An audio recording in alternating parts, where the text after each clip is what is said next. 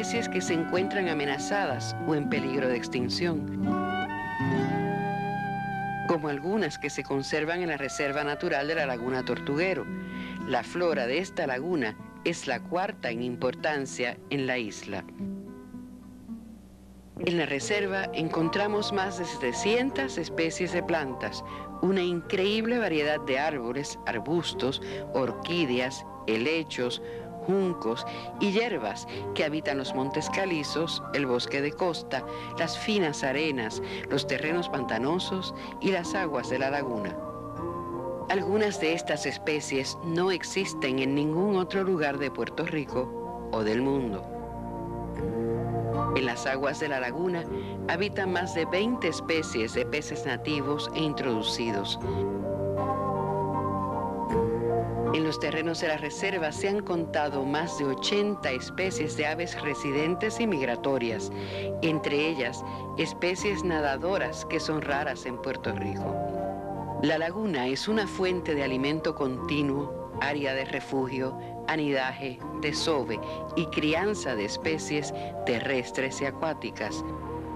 La existencia de este variado ecosistema depende de la conservación de sus dos principales fuentes de agua: el agua de lluvia que cae en la cuenca y el agua subterránea del acuífero del Carso Norteño, que emerge a través de manantiales en el fondo de la laguna y entre la vegetación que la bordea.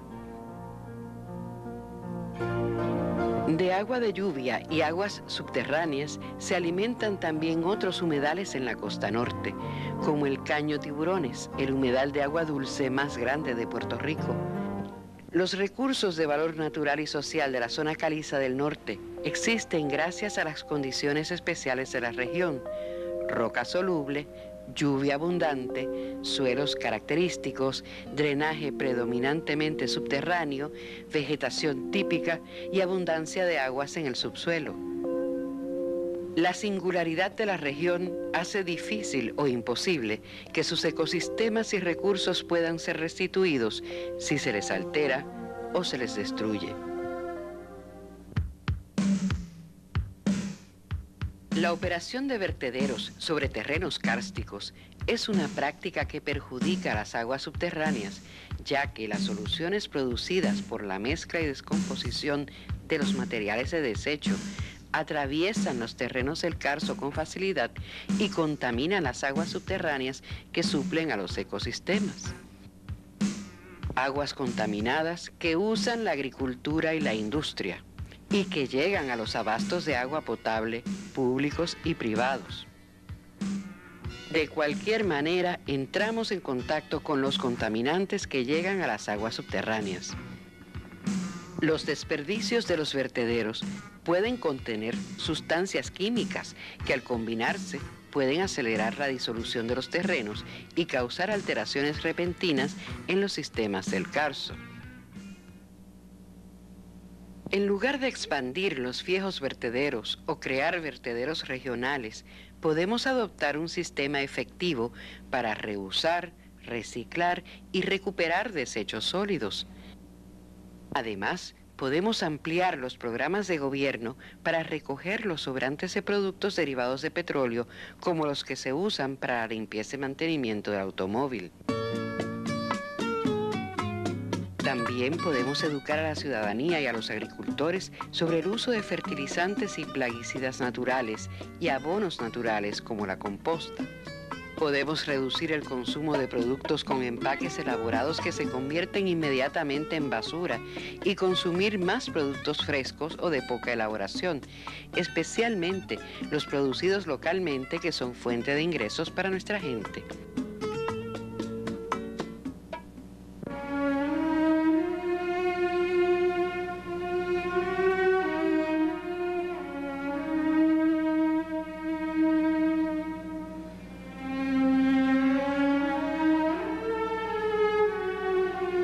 Tendríamos menos muebles y enseres desechados, menos necesidad de uso de los vertederos y menos contaminación de suelos y cuerpos de agua si existieran incentivos para la reparación de enseres y muebles.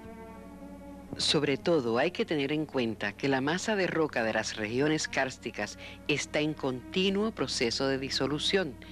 Por eso, los terrenos tienen menos resistencia a la presión de carga y son más propensos al colapso.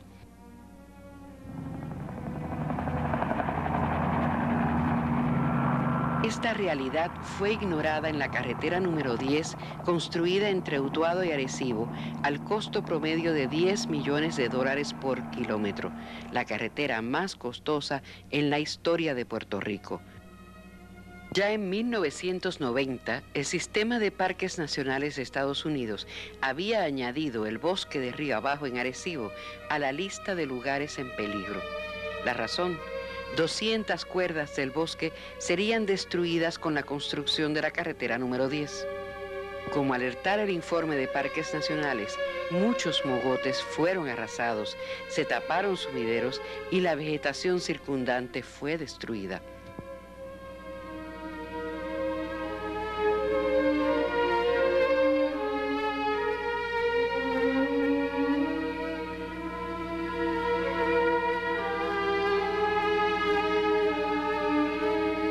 La operación de la carretera número 10 conflige con el proyecto iniciado hace unos años para aumentar la población de cotorras puertorriqueñas y de palomas sabaneras, dos especies únicas de Puerto Rico que están en peligro de extinción. La eliminación de sumideros implica pérdida de área de recarga del acuífero. Las emanaciones de vehículos de motor tendrán su efecto sobre la vegetación y la fauna.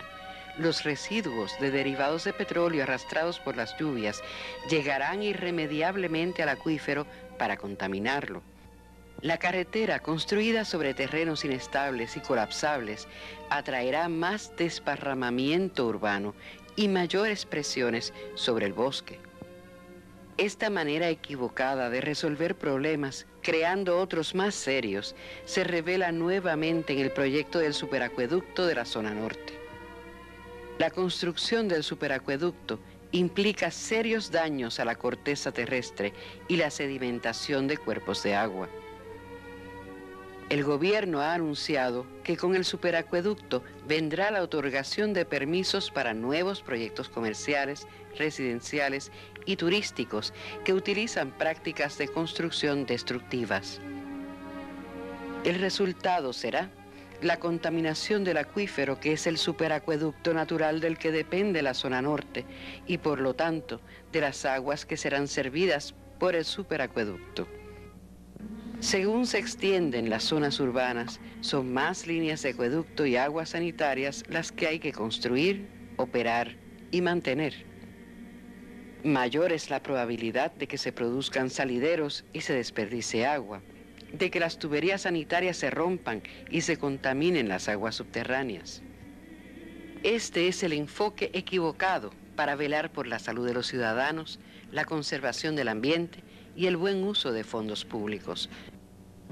Para resolver el problema del agua se debe, antes que nada, reparar los salideros que son responsables de que perdamos cerca del 40% del agua en el sistema de acueductos. En los hogares y en las agencias de gobierno debemos instalar equipos que reduzcan el consumo de agua. Se puede hacer más con menos si en lugar de desparramar, construimos verticalmente y densificamos las áreas urbanas, construyendo multipisos con suficientes áreas verdes, si rehabilitamos y reforestamos zonas de deterioro en las ciudades y pueblos.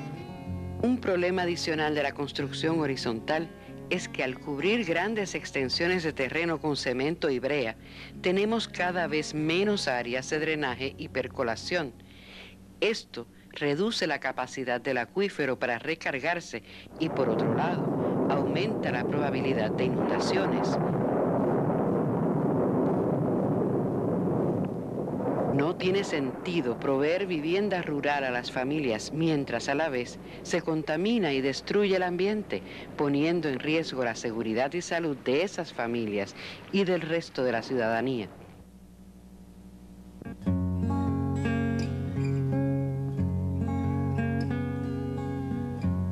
La densificación y rehabilitación urbana hacen posible el transporte colectivo.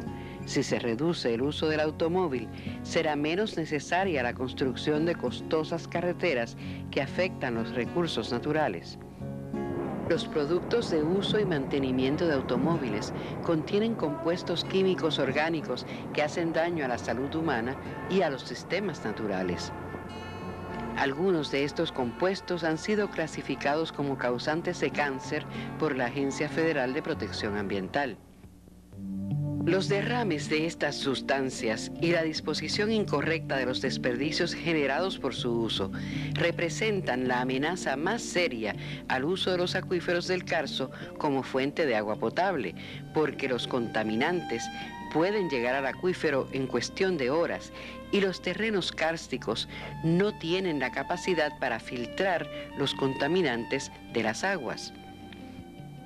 Para conservar los recursos del Carso norteño, es preciso adoptar una visión de planificación integral y respetar los objetivos y políticas públicas del Plan de Usos de Terrenos de Puerto Rico de la Junta de Planificación.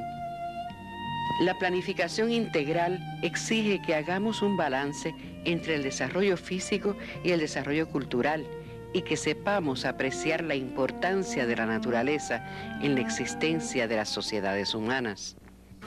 Ya vemos cómo se transforma la conciencia de los ciudadanos y las necesidades y valores sociales comienzan a identificarse con la conservación de la naturaleza. Esta nueva conciencia modificará los gustos y preferencias de los consumidores y transformará los mercados.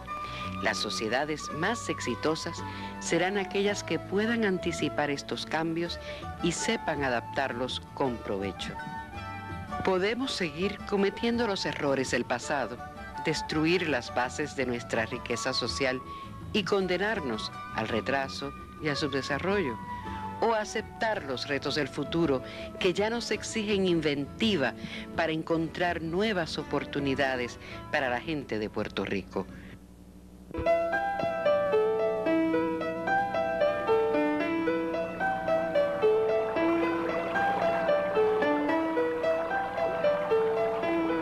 Los recursos y los sistemas naturales constituyen la verdadera infraestructura de un país, las raíces que sostienen y alimentan la vida social, la única garantía para un futuro de progreso y prosperidad.